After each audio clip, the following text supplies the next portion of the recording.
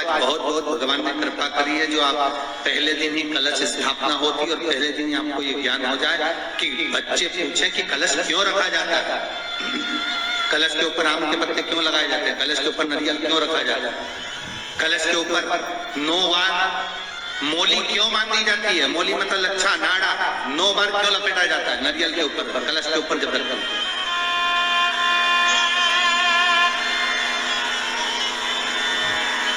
कलश के ऊपर जब जब श्रीफल रखाता है, नारियल रखाता है, तो उस पर 5 बार 7 बार मोली नहीं लपेटी जाएगी, तो 9 ही बार लपेटी जाएगी। 5 या 7 बार लपेटते हैं तो कहते हैं कि लक्ष्मी की छिन्नता होती है, और वो 9 बार लपेटी जाती है तो भरपूर लक्ष्मी का भंडार बढ़ती है। क्यों क्यों कहते हैं उसे? भगवान कुंभ का निर्माण कर रहे हैं, भगवान कलश का निर्माण कर रहे हैं, और भगवान स्वयं ब्रह्मदेव कर रहे हैं कि आप ऐसा निर्माण कर दो जिसमें 33 कोटि देवता स्वतः विराजमान हो जाए। तो भगवान ने उस कलश का निर्माण कर दिया। अब कलश का निर्माण करा तो स्वयं भगवान ब्रह्मदेव बोले, प्रभु इस कलश के अंदर मेरा स्थान कहाँ है, मेरा स्थान कहाँ है?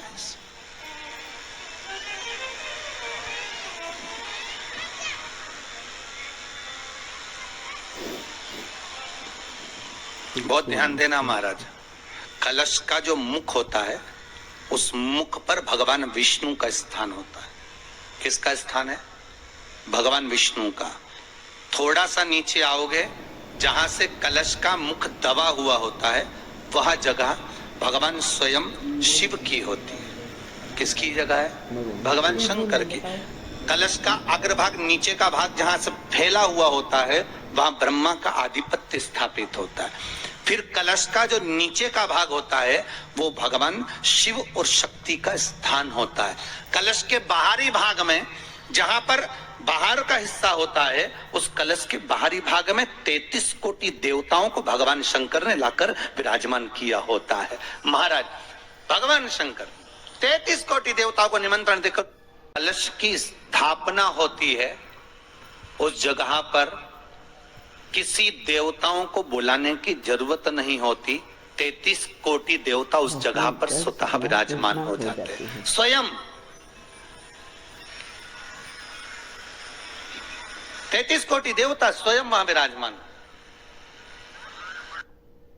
जय माता दी। आप सभी का मेरे चैनल राशिफल दुनिया पर स्वागत है। तो चलिए आज हम बात करते हैं नवरात्र की। नवरात्र स्पेशल में हम कलश की स्थापना क्यों करते हैं, क्यों उसके ऊपर हम मोली बांधते हैं, आम के पत्ते रखते हैं, क्यों हम अपने घर में कलश को स्थापित करते हैं, इसी बारे में आज भगवान को निर्माण कर रहे भगवान कलश का निर्माण कर रहे हैं और भगवान स्वयं महादेव कर रहे हैं।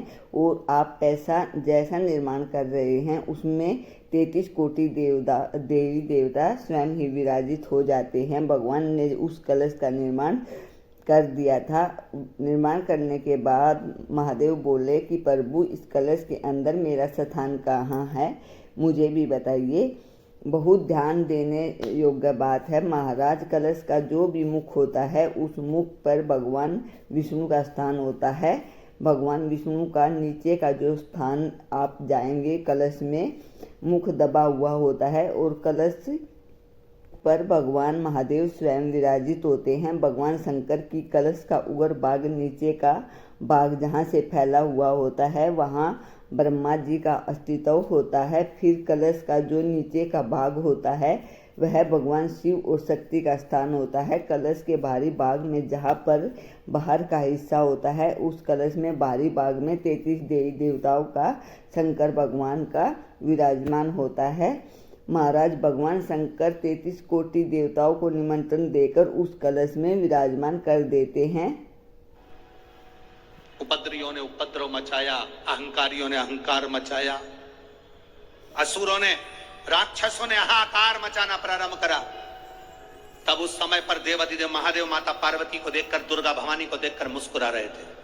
केवल शिव मुस्कुरा रहे हैं। पार्वती को देखकर, दुर्गा भवानी को देखकर, मां जगत जननी को देखकर केवल मुस्कुरा रहे हैं। तब देवता सूर्य नारायण ने भगवान शिव जी को देखकर हाथ जोड़कर प्रार्थना करी। भास्कर देव बोले, सूर्य नारायण बोले, बाबा मेरे मन के संशय को मिटा दीजिए। शिव जी ने पूछा क्या काम है? बोलो क्या चाहते हो? क्या चाहते हो? शंकर भगवान से सूर्य देव भास्कर देव कहते हैं, प्रभु आपके मुस्कुराने का कारण क्या? भारत की भूमि पर जितनी जगह पर भी आप लोग कथा सुन रहे हो, आस्था चैनल पर, फेसबुक, यूट्यूब पर जितने लोग कथा सुन रहे हो, बड़े ध्यान से सुनना कि जवारे क्यों बोए जाते हैं, नवरात्रि में जवारे की महत्वता क्यों होती है। पूज्य प्रदीप मिश्रा जी ने कथा में बताया कि नवरात्र में हम जवारे क्यों बोते हैं और क्यों उस पर मोली लपेटते हैं। पूज्य प्रदीप मिश्रा जी ने बताया कि कलश की स्थापना हमारे घर में क्यों की जाती है, क्योंकि माता लक्ष्मी धन धान्य से हमारे घर में रहे और हमें आशीर्वाद दे और हमारे घर में सभी खुशियाँ लौट आए। अगर आप भी चाहते हैं कि आपके घर में माता लक्ष्मी प्रवेश करे तो वीडियो को लाइक, कमेंट और सब्सक्राइबर अवश्य कर देना। जय माता दी। आप सभी की मनोकामना पूरी करे। इसी मनोकामना के साथ जय माता दी।